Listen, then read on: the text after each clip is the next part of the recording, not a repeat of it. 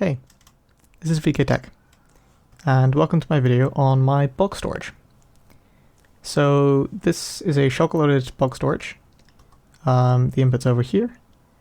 This is an overflow chest for anything that doesn't fit into the sorters. This is the input chest. Each of these shulkers is the one that's currently being loaded, and it uses front accessible shulker loaders, so you can take items out of here from the ones that are currently being loaded. So we can, for example, put in some redstone dust, and that'll get sent up, and it will come into this shulker here. And when it fills up, eventually it'll break the shulker box, and it will go down into this double chest, which you can see is already full of quite a few shulker boxes already. But if we completely fill up this chest, it'll start to empty out. It'll always keep most of it full, but it will start emptying down into these huge silos down here. So you can see we've got these two boxes have come down here. There is hopper locking, so they won't immediately go down. Some do get stuck in hoppers, but that's not a big deal when you have a double chest of shulker boxes up here. So in total, this system with the 4 chests down here can store about 500,000 items per slice, I believe.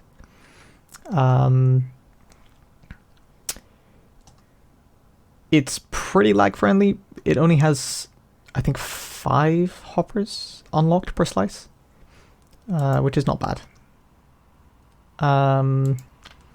There are a few issues in that sometimes items can skip over the hoppers, but I'll go into a bit more detail on that later. For now, let's take a look at one slice.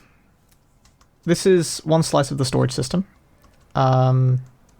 There's about 3 different sections to this. Up the top, we have the item filter. You put your filter items. I've used light grey stained glass panes, so it looks like there's nothing in here, but you can use anything. Just make sure you rename it as normal for an item filter, and then 41 of the item you're sorting. This just is a pretty standard design. It's you might sometimes use a redstone block here and just repeaters, but I've used a cauldron so it doesn't power this piston. So the item filter up top is that, and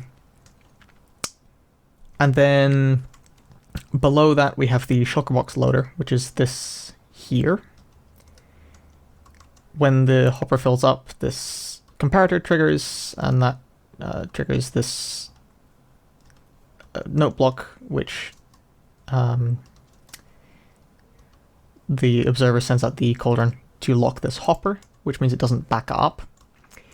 And it also triggers this observer, which breaks, which powers the dropper here. It doesn't have to be a dropper, it could be a barrel as well, but droppers are slightly less laggy because they have less inventory spaces. So it powers the dropper, which powers the piston, which breaks the box, and it also, the dropper powers the hopper, which replaces the box through this dropper and dispenser. And then at the bottom here we have a hopper locking system. So it locks this hopper when until the box is broken. So this cauldron extends and depowers the torch. And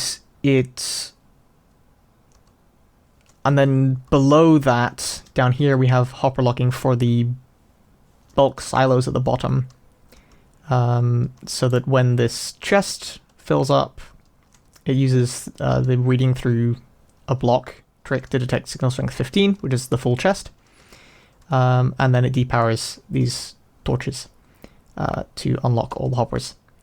This hopper is not locked because I couldn't figure out a way to do it nicely. So that is part of the total 1, 2, 3, 4, 5 hoppers per slice, per side per slice, so 10 hoppers per double slice that are unlocked. So all in all, pretty lag friendly.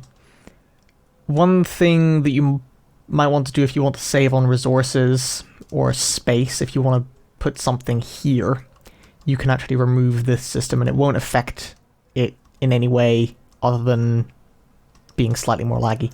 So you can remove you can remove this bit down here. This bit is necessary to avoid this chest just instantly emptying out, because it locks this hopper, which prevents that from happening.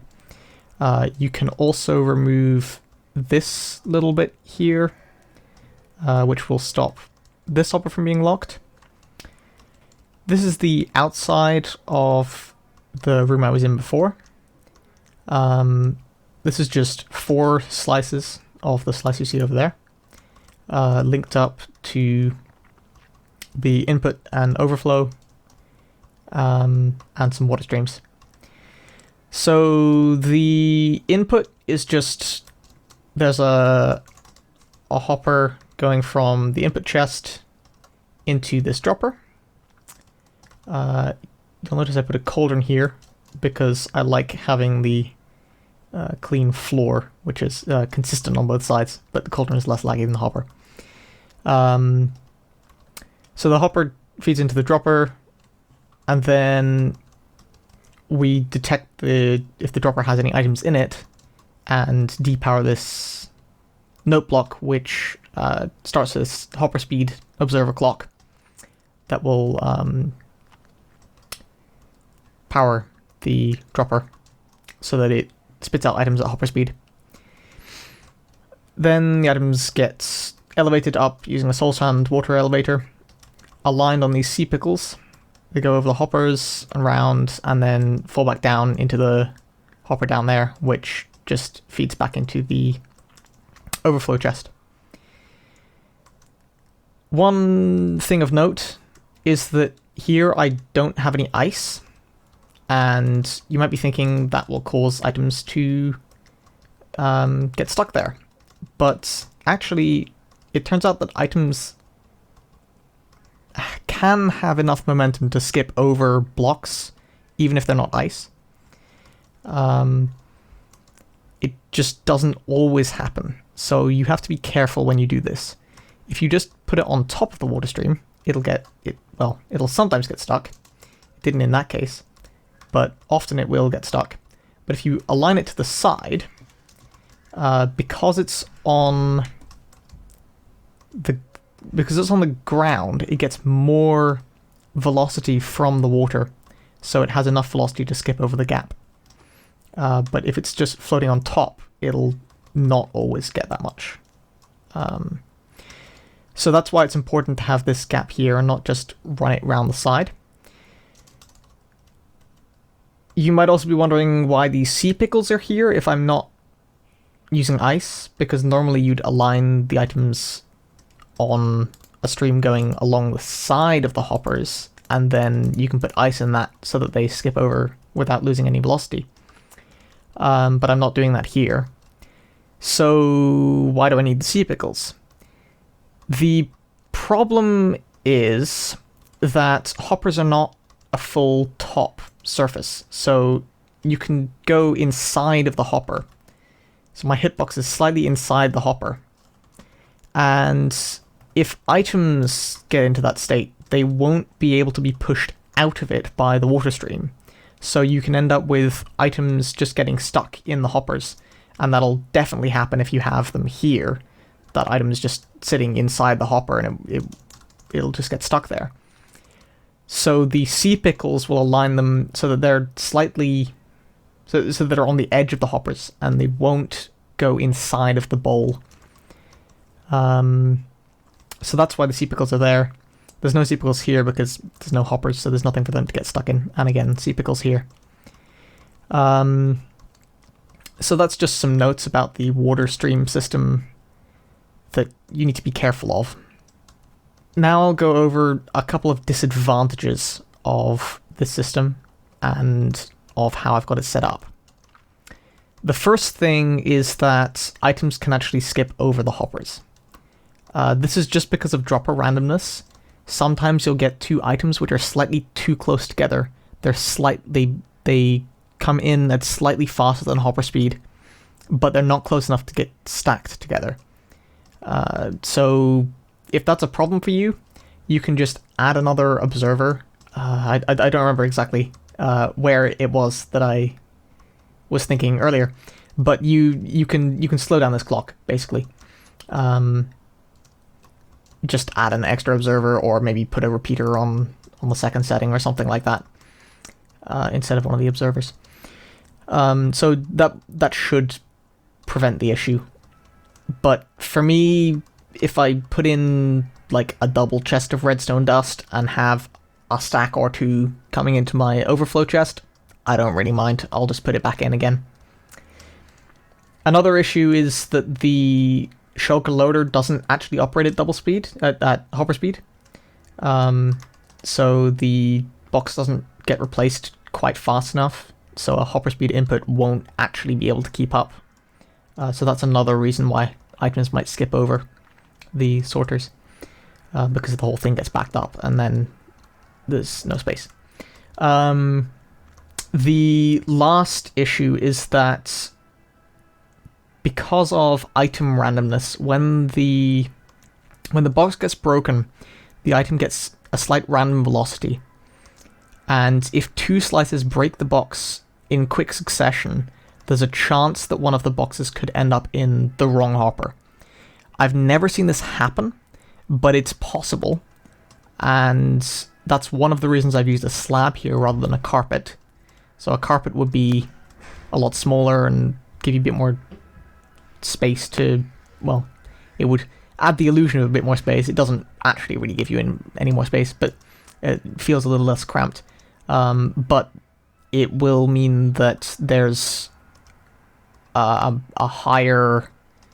longer time before the broken box hits a block, which will slow it down, which means that there's a higher chance it could skip into an adjacent slice.